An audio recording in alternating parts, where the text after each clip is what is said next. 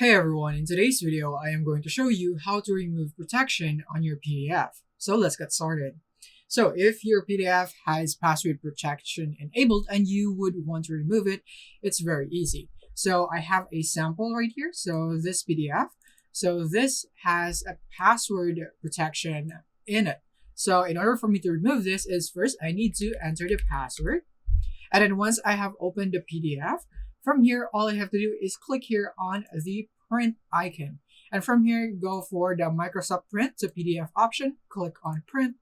And from here, just save it again. So for example, uh, PDF without protection, maybe something like this one, for example, and save that.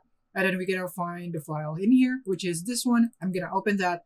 And then as you can see, I will not be able to open that without any protection. So that's how you can remove it. Just remember to open it in a browser so that you'd have this print option or in any other methods, as long as you have this option right here where you can save it without protection. And that is basically it for this video. Thank you for watching.